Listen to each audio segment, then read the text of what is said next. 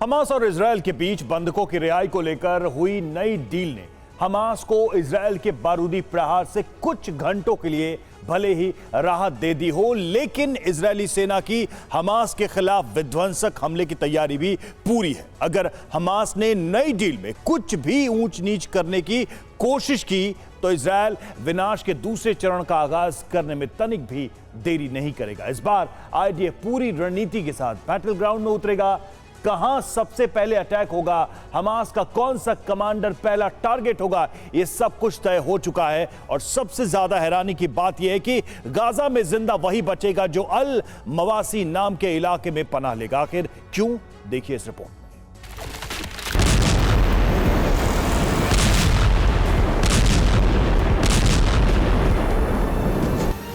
IDF Gaza पट्टी के किन इलाकों में हमला करेगी, किसे बारूदी बवंडर से तबाह करेगी, हमास के कौन से ठिकाने पर सबसे पहले अटैक होगा, आईडीएफ के टारगेट पर हमास के कौन कौन से कमांडर होंगे, ये सारी प्लानिंग बीते 84 घंटों में हो चुकी है। यकीन मानिए, गाजा में जंग के फेज 2 से जुड़ा जो अपडेट सामने आया है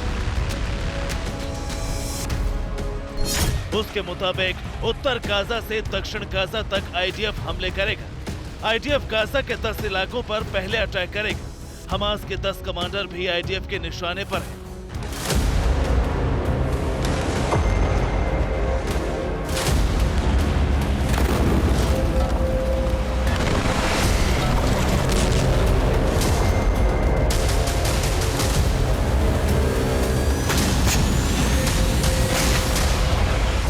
इजराइल का रुख साफ है।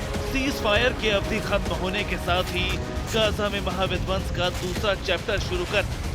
शायद यही वजह है कि फेज 2 के आगाज से पहले खुद इजरायली पीएम नेतन्याहू गाजा पट्टी पहुंचे। गाजा में तैनात आईडीएफ की स्पेशल यूनिट से मिले, आईडीएफ के टॉप कमांडरों से नेक्स्ट वॉर प्लानिंग से जुड़ी बातचीत भी की।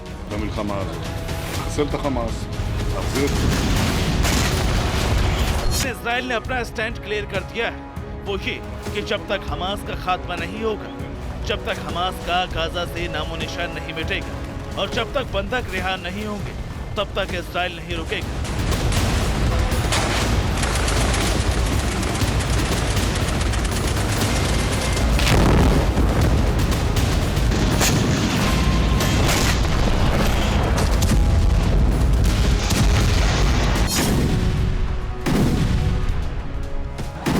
शायद यही वजह है कि इजरायली सेना उत्तरी गाजा से दक्षिणी गाजा तक घेराबंदी शुरू कर दी।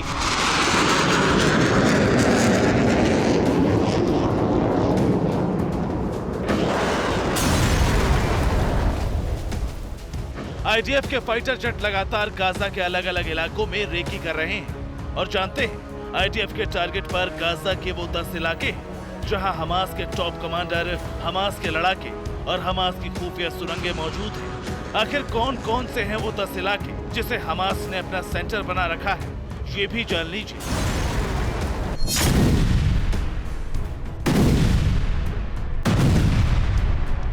हमास का पहला सेंटर गाजा के दक्षिण पूर्व में मौजूद बेट हेनान शहर। दूसरा सेंटर सेंट्रल गाजा पट्टी में मौजूद अल दराज इलाका। तीसरा सेंटर सेंट्रल गाजा का ही अल फुरकान का इलाका। चौथा सेंटर अल सबरा। पांचवा सेंटर दक्षिण गाजा का अल जैतून इलाका। छठा सेंटर साउथ गाजा का बड़ा शहर खान यूनिस। सातवां सेंटर अल करारा।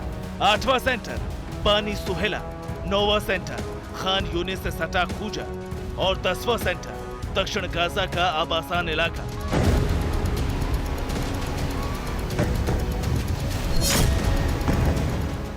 इतना ही नहीं, एक तरफ इजरायली सेना हमास के ठिकानों को तो तबाह करेगी, बल्कि इसके साथ साथ हमास की टॉप लीडरशिप को भी ठिकाने लगाने के लिए साउथ गाजा के साथ साथ इंटरनेशनल ऑपरेशन भी चलाया जाएगा।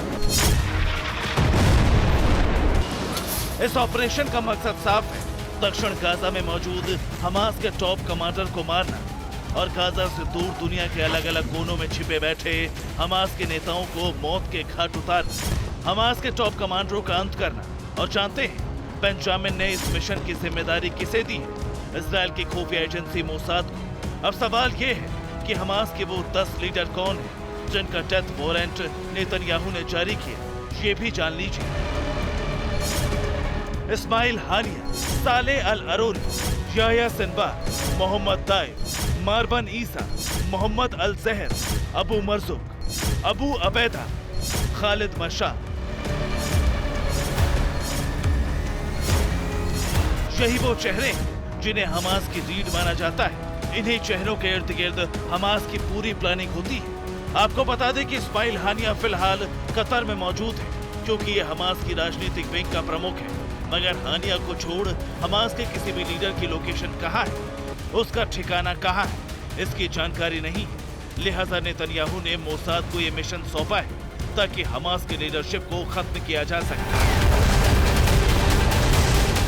एक तरफ हमास के बड़े नेताओं के खिलाफ ऑपरेशन चलाया जा रहा है, वहीं युद्ध के फेज 2 का आगाज करने के लिए उत्तर से दक्षिण गाजा तक लोगों को पलायन की चेतावनी दी जा रही है। और जानते हैं इजराइल का मकसद क्या है? गाजा के करीब 25 लाख लोगों को अल मवासी में शिफ्ट करना। आखिर क्यों और कैसे, ये भी जान लीजिए।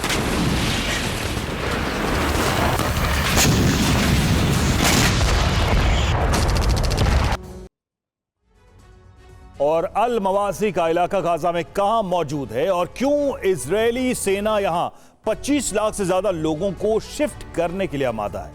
तो आपको बता दें कि पश्चिमी गाजा में मौजूद अल मवासी का इलाका करीब 2.5 किलोमीटर लंबा और 4 किलोमीटर चौड़ा यानी 14 वर्ग किलोमीटर में फैला हुआ है। अल मवासी भूमध्य सागर के पास मिस्र की सीमा से सटा तटीय इलाका है। भूमध्य सागर से सटे इस इलाके को आमतौर पर खेती के लिए इस्तेमाल किया जाता है। हालांकि अल मवासी गाजा के बाढ़ प्रभावित इलाकों में से एक है। बावजूद इसके इजराइल अल मवासी इलाके को शरणार्थियों के लिए सुरक्षित बता रहा है। इतना ही नहीं, इस छोटे से इलाके में लाखों लोगों को शिफ्ट करने के लिए खान यूनिस के आसपास विमानों से पर्चियां भी गिराई जा रही है। चेतावनी दी जा रही है कि लोग यहां पर चले जाएं।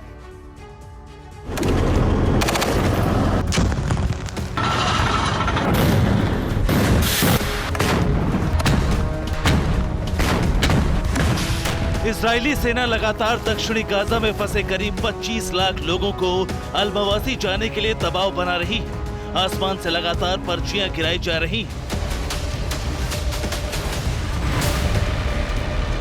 हवाई हमलों की चेतावनी दी जा रही है।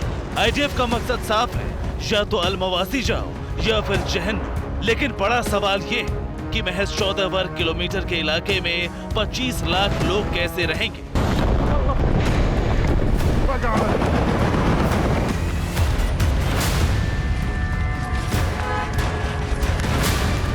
वहीं इजरायली सेना ने नॉर्थ गाजा में गाजा यूनिवर्सिटी खाली कराने के बाद उसे अपना हथियार गोदाम बना दिया है। आईडीएफ के जवानों ने गाजा यूनिवर्सिटी को अपना पहला बेस कैंप बना लिया है। वो इसलिए ताकि जैसे ही सीज़फायर का काउंटडाउन थमे, गाजा में बारूदी कोहराम शुरू किया जा सके। Bureau report, TV9 Bharatvarsh.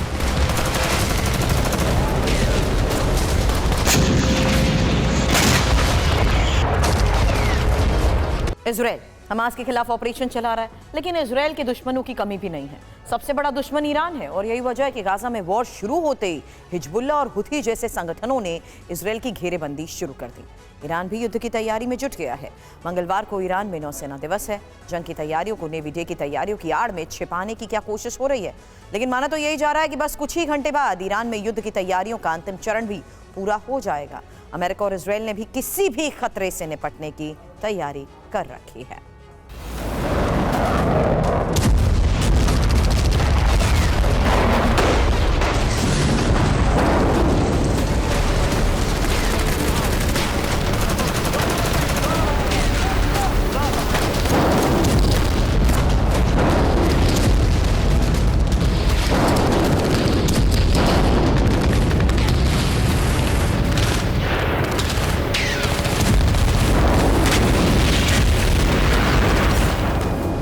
Gaza में सीज फायर, लेकिन इजरायली फाइटर जेट्स ने कई बार उड़ान भरी। इजरायल को कई मिसाइलें भी दागनी पड़ी और ताबड़तोड़ गोले भी बरसाए गए। गाजा में सीज फायर के बीच एक महायुद्ध की चिंगारी भड़कने लगी है। लेबनान बॉर्डर से सीरिया तक कई धमाके हुए। लाल सागर में इजरायली वायुसेना के हेलीकॉप्टर गश्त लगा रहे हैं।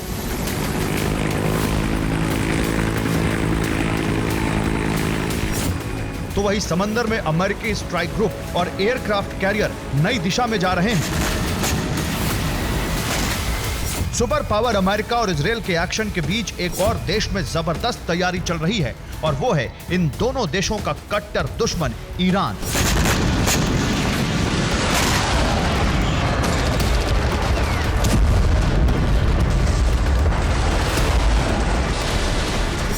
अट्ठाईस नवंबर को ईरान का नौसेना दिवस है। ईरान जबरदस्त शक्ति प्रदर्शन करने वाला है।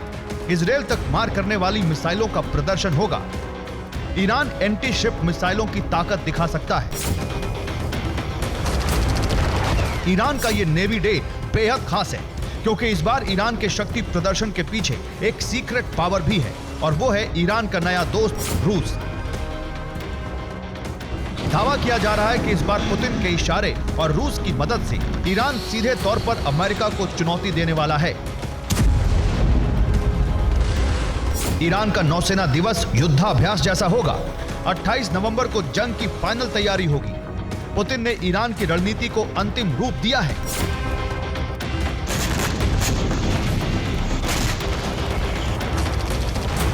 इजरायल को अमेरिका की खुफिया रिपोर्ट्स के मुताबिक ईरान ने इजरायल और अमेरिका के लिए दो तरह का प्लान तैयार किया है। प्लान ए के तहत ईरान युद्ध में एंट्री करने के लिए कुछ और दिन का इंतजार करेगा।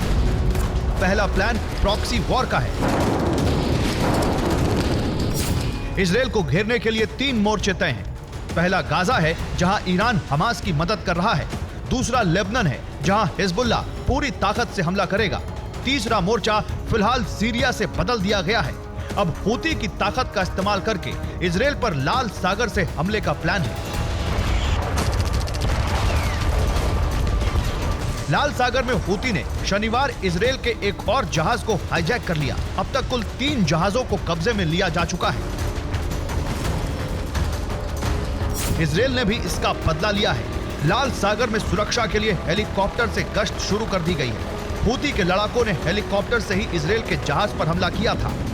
दूसरी तरफ सीरिया में इजरायल ने जबरदस्त बमबारी की है। इजरायल ने दमिश्क के एयरपोर्ट पर मिसाइलों से हमला किया। इजरायल को जानकारी मिली थी गाजा में सीज फायर, लेकिन इजरायली फाइटर जेट्स ने कई बार उड़ान भरी।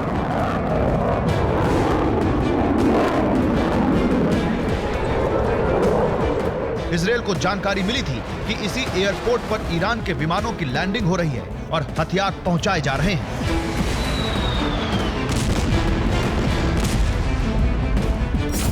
गाजा में हमले की शुरुआत के साथ ही एयरपोर्ट पर हमला हुआ था। एयरपोर्ट के रनवे को एक दिन पहले ही उड़ानों के लिए खोला गया था। दमिश्क इंटरनेशनल एयरपोर्ट सिर्फ 30 घंटे के लिए खुला रह सका।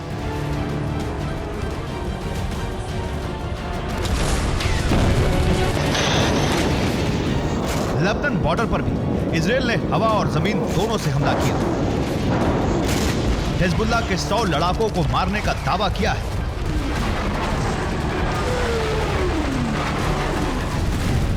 कई हथियार के गोदाम और अहम ठिकानों को नष्ट करने का दावा किया गया है। हालांकि अब जंग का नया मोर्चा समंदर में शुरू हो चुका है। लाल सागर में इजरायल के जहाजों को हाईजैक किया गया और अब इजरायल हूती से बदला लेने की रणनीति बना रहा है।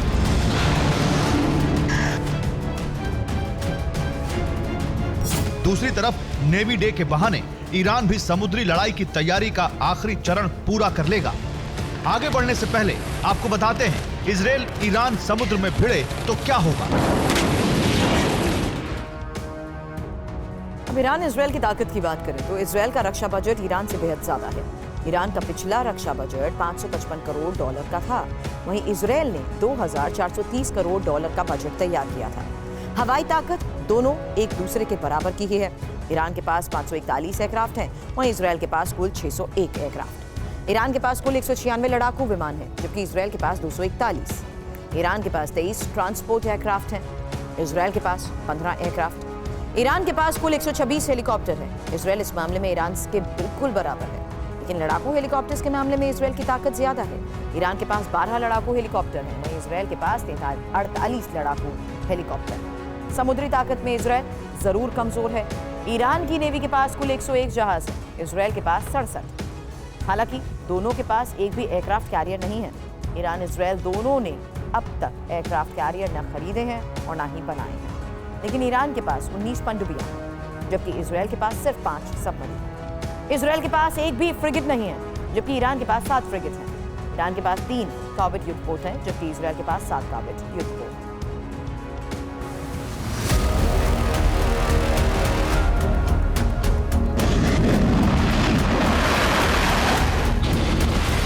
समुद्र में ईरान की तैनाती और अमेरिका को अरब में उलझाने का प्लान तैयार करने वाले पुतिन को जवाब देने के लिए अमेरिका भी मुस्तैद है।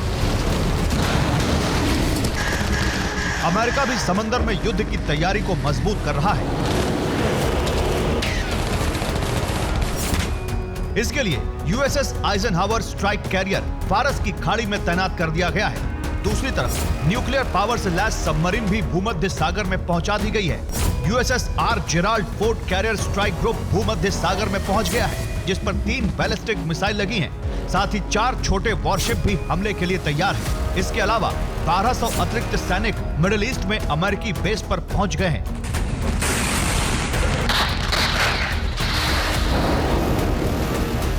एक रिपोर्ट के मुताबिक अमेरिकी युद्धपोत को टारगेट करने की कोशिश की शुरुआत हो गई है। हूती विद्रोहियों ने मिसाइल से अमेरिकी युद्धपोत यूएसएस मेसन को निशाना बनाने की कोशिश की, लेकिन मिसाइल टारगेट तक पहुंच नहीं सकी। हूती ने बैलिस्टिक मिसाइलों का इस्तेमाल किया है। अमेरिका को युद्ध में उलझाने के लिए पुतिन जिनपिंग ने जो रणनीति बनाई है, उसके तहत दोनों देश ईरान को पूरी मदद दे रहे हैं और ईरान से हूती और हिजबुल्लाह जैसे संगठनों को भरपूर मदद पहुंचाई जा रही है। अवदीवका में रूस यूक्रेन के बीच भीषण जंग। सुबह 4 बजे से रूसी सेना का हमला। रूस ने अवदीवका को चारों तरफ से घेरा। रूस यूक्रेन वॉर जोन से ये बड़ी अपडेट। अवदीवका में रूस यूक्रेन के बीच भीषण जंग जारी और सुबह 4 बजे से रूसी सेना का हमला जारी है। रूस ने अवदीवका को चारों तरफ से घेर लिया।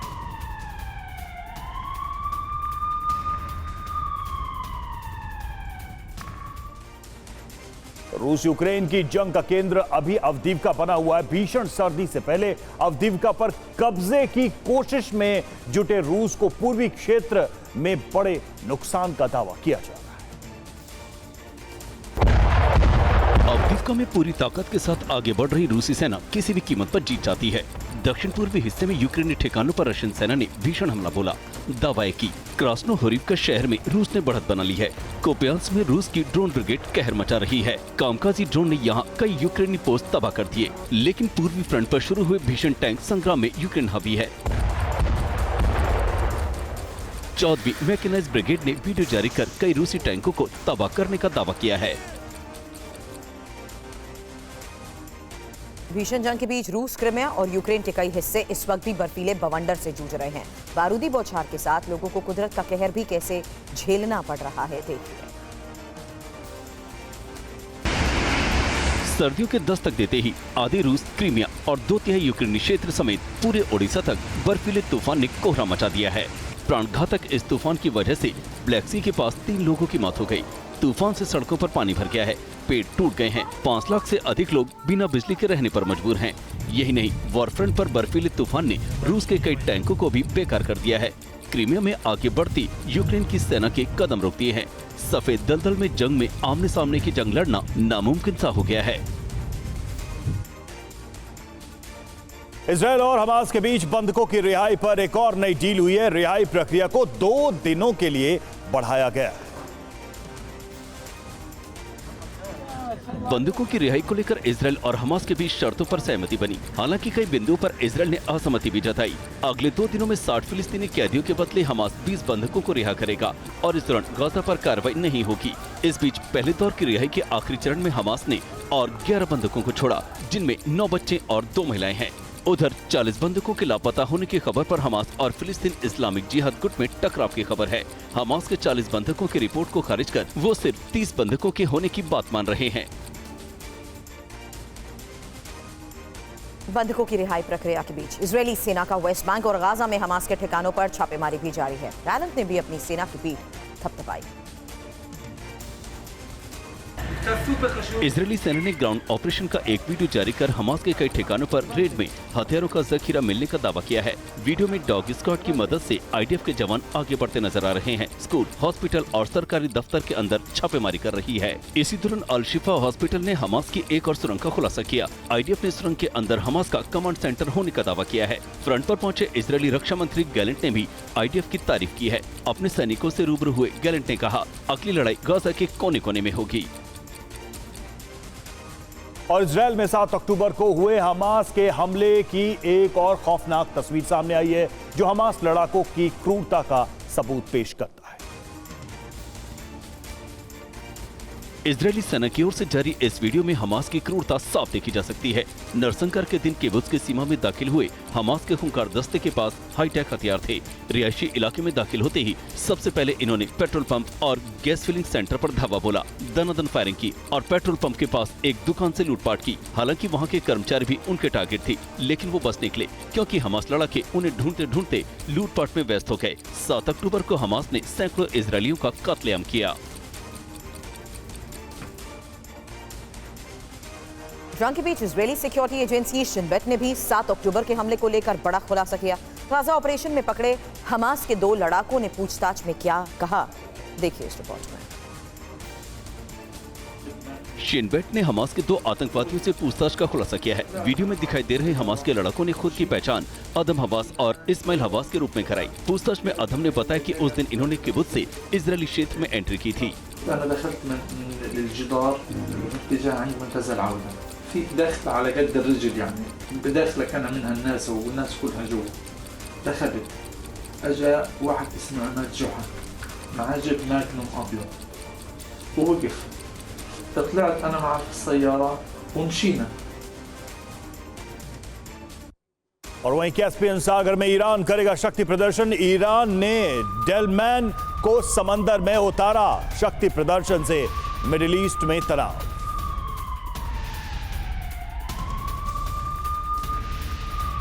कैस्पियन सागर में जब एक और अमेरिका की घेरेबंदी तेज है, वहीं दूसरी ओर ईरानी नेवी यहां शक्ति प्रदर्शन करने जा रही है। घातक बैलिस्टिक मिसाइल और हथियारों से लैस अपने शक्तिशाली युद्धपोत डेलमैन को ईरान ने समुद्र में उतार दिया है। ईरानी युद्धपोत डेलमैन पर इस्तेमाल रडार, एडवांस और सेंसर एक साथ कई जहाजों, ड्रोन, हेलीकॉप्टर, पनडुब्बी और विमान समेत 100 से अधिक लक्ष्यों को पता लगा सकते हैं और जवाबी हमला कर सकते हैं।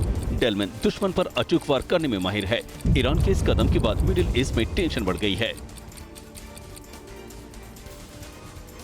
और दिल्ली में आज राष्ट्रीय रोजगार मेले के तहत प्रधानमंत्री नरेंद्र मोदी एक बार फिर देश के 51,000 से ज्यादा युवाओं को नियुक्ति पत्र सौंपेंगे।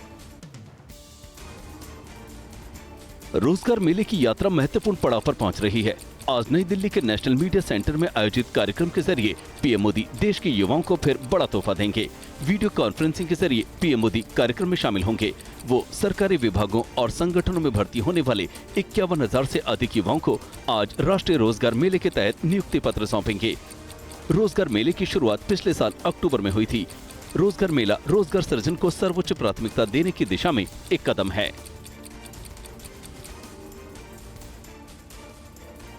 और उत्तरकाशी से जुड़ी खबर, बड़ा अपडेट। टनल में रेस्क्यू ऑपरेशन का आज 17वां दिन है और सलक्यारा सुरंग में मैनुअल ड्रिलिंग 50 मीटर तक हो गई है। सलक्यारा सुरंग में 5 से 6 मीटर मैनुअल ड्रिलिंग बाकी है। सुरंग में 11 लोगों की टीम मैनुअल ड्रिलिंग कर रही है। शिवांग माथुर हमारे साथ इस वक्त जुड़े हुए हैं, हमारे संवाददाता सलक्यारा टनल से ही। शिवांग, क्या अपडेट मिल रहा है? कितना समय और लगेगा इस टनल के काम को पूरा करने में? देखिए रवि, अब मेरे हिसाब से तो क्योंकि 17वां दिन है तो इस पूरे रेस्क्यू ऑपरेशन को समय सीमा के अंदर बांधना ठीक नहीं होगा, क्योंकि बहुत तरह की अड़चनें इस रेस्क्यू ऑपरेशन में आई हैं। पिछले 4 से 5 दिनों की मैं अगर रवि बात करूं तो बार बार ऐसा लगने लगा था कि अब ये काम होने वाला है या केवल 2 घंटे में जो 41 श्रमिक हैं उनको बाहर निकाल लिया जाएगा। लेकिन तकनीकी अड़चनों की वजह से कभी लोहे का गार्डर बीच में आ जाता है, कभी स्टील के सरिये बीच में आ जाते हैं, इस वजह से ये काम लगातार अटकता रहा। जो अमेरिकन ऑगर मशीन आई थी उसकी ब्लेंड्स टूट गए, उसका जो हेड था वो जो पाइप की टनल थी बनाई गई थी वेल्डिंग करके वो उसके अंदर फंस गया, उनको निकालने में 48 घंटे का समय लग गया। प्लाज्मा कटर हैदराबाद से मंगाया गया। तो इस तरह की ना जाने अनेकों अड़चनें इस पूरे रेस्क्यू ऑपरेशन में आई हैं। लेकिन आज एक पॉजिटिव खबर सुबह सुबह निकल के ये आई है। जो ऑस्ट्रेलियन टनल एक्सपर्ट हैं, अंडरग्राउंड टनल एक्सपर्ट हैं, क्रिस कूपर, उन्होंने टनल से निकलते वक्त ये साफ कहा कि केवल 5-6 मीटर बाकी रह गया है। रात भर की खुदाई में मैनुअल ड्रिलिंग के अंदर जो रैट पिकर्स होते हैं, जो रैट होल बना के आगे बढ़ते हैं, उन लोगों ने 5 मीटर रात में ड्रिल कर दिया है। तो ये बहुत सुखद खबर है, न केवल हमारे लिए बल्कि उन परिजनों के लिए जो कई दिनों से इंतजार कर रहे हैं अपने घर के लोगों का जो टनल के भीतर फंसे हुए हैं। अगर रवि सब कुछ सही रहा तो आप ये मान के चलिए कि दोपहर खत्म होने के बाद शाम होते होते करीब 4 से 5 बजे तक एक पॉजिटिव खबर निकल के सामने आ सकती है। और उसके बाद की प्रक्रिया मैं आपको बता दूं, जो 41 श्रमिक हैं उनको तुरंत सुरभि लेके जाया जाएगा अस्पताल जो कि सिलक्यारी कोर्ट में बनाया गया है। 41 अस्पतालों का बिस्तर बिल्कुल तैयार है और अगर बहुत बड़ी इमरजेंसी होती है तो ऋषिकेश के एम्स हॉस्पिटल भी उनको ले जाया जा सकता है। बड़ी डिटेल इनपुट आपने यहाँ पर दी है, लेकिन थोड़ी देर के लिए आपको रोकना चाहूंगी क्योंकि जिस तरीके से इस ऑपरेशन को अंजाम दिया जा रहा है, जिस स्तर पर ये ऑपरेशन पहुंच चुका है, एक्सपर्ट्स क्या कह रहे हैं, ये सुनना जरूरी है और जो लोग इस ऑपरेशन के साथ जुड़े हुए हैं उनको सुनना जरूरी है। Sir, what is the progress? Okay, I'll give you a quick soundbite and then you leave me alone, okay? So they've gone very well last night. They've just crossed 50 metres. Let's say it's about 5 or 6 metres to go. They're just putting another pipe in, so we're expecting some good results later today. Sir, we have crossed 50 metres. It is very big achievement. It is, yes, very big. So how much left? We think probably another pipe 6 metres. 5-6 meters only left. Yes. So how much time it will take to reach 5-6 meters? Total 57 meters. It depends on the ground, but we haven't had any obstacles last night, and it's looking very positive. Sometime today. It is very positive point. Yes, sometime today. Shivang, हमने यहाँ पर जो लोग operation को अंजाम दे रहे हैं उनको सुना और आपने बहुत सही बात शुरू में कही कि इस चीज़ को हम समय सीमा के लिहाज से बात नहीं कर पाएंगे, लेकिन ये महत्वपूर्ण रहा है इस पूरे ऑपरेशन में कि अगर प्लान ए में कोई अड़चन आती है तो प्लान बी एग्जीक्यूट आसानी से करने में ये कामयाब रहे। और उसी का हम कह सकते हैं कि नतीजा है कि मैनुअल ड्रिलिंग के जरिए इतने नज़दीक तक पहुँचने में कामयाबी।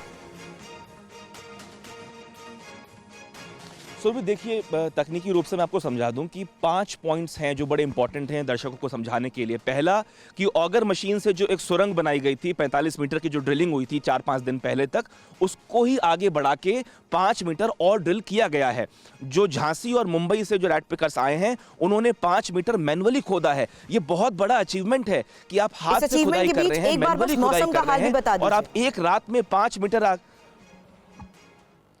देखिए सुरभि, मौसम विभाग साफ कर चुका है कि आज ओलावृष्टि हो सकती है, आज बारिश हो सकती है। कल भी जो तकनीकी एक्सपर्ट्स हैं उनको इस बात की चिंता सता रही थी, लेकिन अच्छी बात यह है क्योंकि काम टनल के भीतर हो रहा है। मैं मैनुअल ड्रिलिंग की बात कर रहा हूं, यानी आप कह रहे हैं मौसम का मिजाज कैसा भी रहे, काम जारी रहेगा रेस्क्यू के काम को लेकर। शिवांग, आगे भी आपसे अपडेट लेंगे।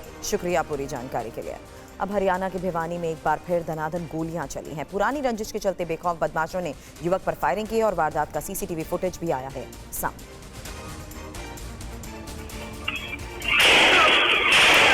भिवानी की डाबर कॉलोनी सोमवार सुबह अंधाधुंध फायरिंग और गोलियों की आवाज से गूंज उठा। बाइक सवार 4 बदमाशों ने 8 से 10 राउंड गोलियां फायर कर हरकिशन और फरिया नाम के युवक को गंभीर रूप से घायल कर दिया। पुलिस के मुताबिक बॉक्सर रवि हत्या केस में पीड़ित जमानत पर छूटकर जेल से घर आया था। रेकी के बाद आरोपी हरिया को मारने आए थे। वो अपने मंसूबों में कामयाब भी हो जाते, लेकिन एक महिला के शोर मचाने से वो डर कर भाग गए। पुलिस फिलहाल सीसीटीवी से आरोपियों की पहचान कर कार्रवाई में जुट गई है। स्टार्टअप को बढ़ावा देने वाले रियलिटी शो शार्क टैंक का नया सीजन आने वाला है और जाने माने इन्वेस्टमेंट मैनेजर और एडलवाइस म्यूचुअल फंड की एमडी और सीईओ राधिका गुप्ता इस शो में जज हैं। मनी 9 से खास बातचीत में उन्होंने बताया कि किस तरह स्टार्टअप में वो फंडिंग करेंगे।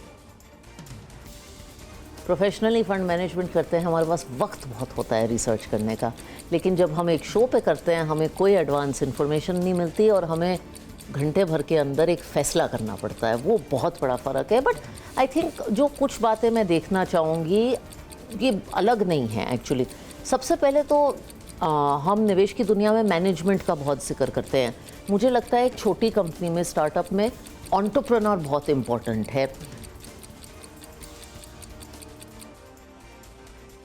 और अब देखिए वक्त हो चला है लोकल टू ग्लोबल का, यानी कि स्थानीय भारत की खबरों से लेकर देश दुनिया की तमाम बड़ी खबरों का रुख करेंगे। वॉर जोन से क्या अपडेट्स हैं, यूक्रेन रूस युद्ध से लेकर गाजा से कौन सी बड़ी खबरें आ रही हैं, तमाम बड़ी खबरें आपके सामने होंगी। आइए शुरू करते हैं local to global.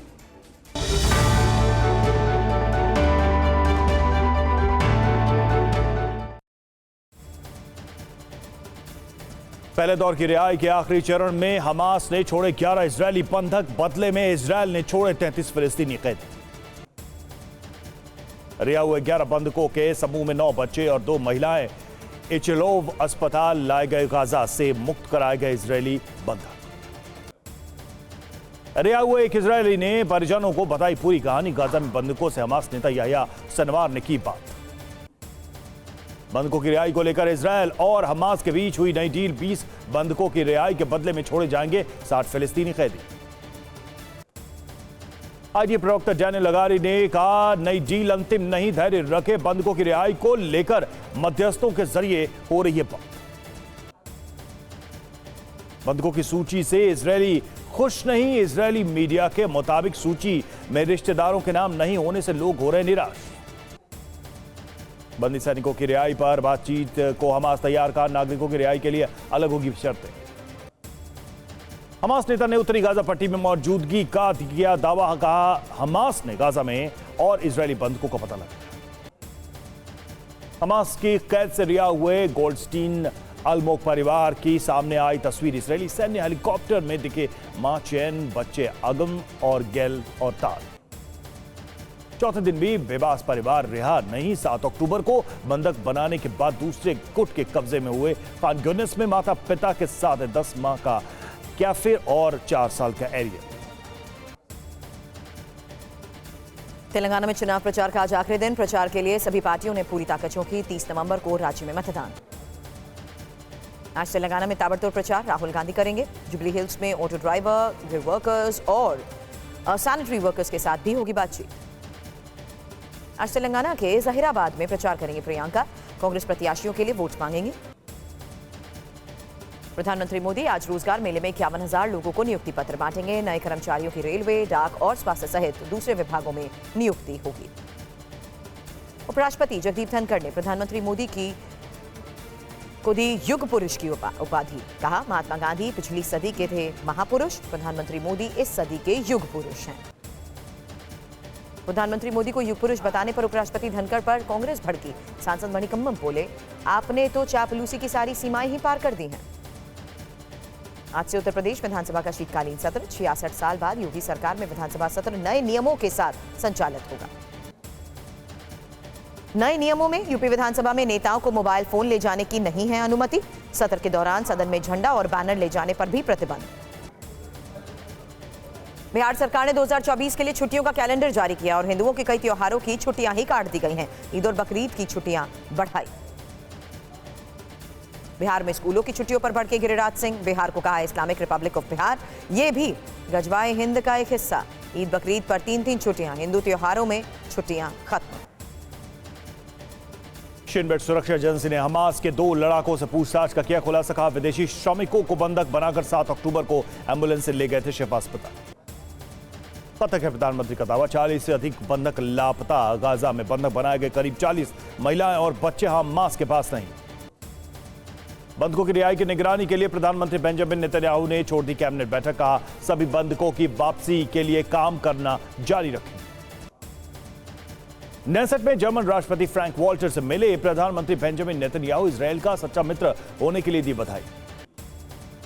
Elon Musk ने नेतन्याहू के साथ गाजा बॉर्डर का किया दौरा। हमास के हमले में 7 अक्टूबर को किब्बुत्ज कफर रजा में हुई थी भारी क्षति। इजरायली राष्ट्रपति और बंधकों के परिजनों से मिले एलन मस्क। बंधक ओमर के पिता माल्की से एलन मस्क ने भेंट किया कुत्ता, टैग किया गाजा में बंधक के कलेजे का टुकड़ा। इजरायली रक्षा मंत्री योव गैलेंट ने सैनिकों से की मुलाकात का, जंग में जब लौटेंगे तो अधिक होगी आईडीएफ की ताकत। इजरायल ने गाजा में जंग में सफेद फास्फोरस के आरोपों पर दिया जवाब, कहा केवल अंतरराष्ट्रीय मानकों के हथियारों और गोला बारूद का उपयोग करता है इजरायल। यूएस सेंट्रल कमांड के चीफ माइकल एरिक कोरेला का दावा, हूती विद्रोहियों के हमले के खतरे से में समुद्री आवाजाही। हमास लड़ाकों के बंधक बनाए जाए गए इजरायली बच्ची अमेला को रिहा करने पर दिया धन्यवाद। बच्ची की देखभाल के लिए हमास को लिखा पत्र। पंजाब विधानसभा का आज से 2 दिवसीय सत्र, हंगामेदार सत्र होने की संभावना। 3 वित्त विधेयक पेश होंगे। आज पंजाब किसानों का प्रतिनिधिमंडल राज्यपाल से मुलाकात करेगा। किसान बोले मांगे नहीं मानी तो उग्र करेंगे आंदोलन। आज तेलंगाना के दौरे पर जाएंगे महाराष्ट्र के सीएम एकनाथ शिंदे। बीजेपी के लिए तेलंगाना में चुनाव प्रचार करेंगे। चेन्नई में स्टालिन ने पूर्व प्रधानमंत्री वीपी सिंह की प्रतिमा का अनावरण किया, कहा सामाजिक न्याय के संरक्षक को सम्मान देना डीएमके का कर्तव्य। आज शाम प्रधानमंत्री मोदी की कैबिनेट बैठक, पीएम आवास पर शाम 6 बजे मंत्रिपरिषद की बैठक, रात 8 बजे मोदी कैबिनेट की बैठक होगी। हैदराबाद में प्रधानमंत्री मोदी ने रोड शो किया, गुरुद्वारे में मत्था टेका, कोटि दीपोत्सव कार्यक्रम में भी शामिल हुए। हैदराबाद में दीपदान कर बोले पीएम मोदी, कहा दीपोत्सव का हिस्सा बनना मेरे लिए बड़ा सौभाग्य, यहां आस्था का असीम सागर। पीएम ने सुरंग में फंसे मजदूरों के लिए प्रार्थना की अपील की, कहा श्रमिकों को बाहर निकालने में कोई कसर नहीं छोड़ी जाएगी। वाराणसी में धूमधाम से मनाई गई देव दीपावली, 12 लाख दीपों से जगमग हुए घाट, झालर और दीपों से वाराणसी जगमगाई, घाटों पर भव्य आतिशबाजी भी हुई। वाराणसी के चेतसिंह घाट पर लेजर शो, गंगा पार क्रैकर्स शो का अद्भुत आयोजन, 70 देशों के राजदूतों ने भारत की जगमग परंपरा देखी। सीएम योगी के नेतृत्व में देव दीपावली देखी गई। और शिक्षा विभाग की छुट्टियों पर बिहार में सियासत को लेकर बड़ी खबर है, जहां केंद्रीय मंत्री गिरिराज सिंह ने ट्वीट कर निशाना साधा है। आपको बता दें, उनकी तरफ से लिखा गया इस्लामिक रिपब्लिक ऑफ बिहार। स्कूलों में मुस्लिम पर्व की छुट्टी बढ़ा दी गई है, हिंदू त्योहारों की छुट्टियां खत्म कर दी गई हैं। गिरिराज सिंह की तरफ से निशाना साधा गया।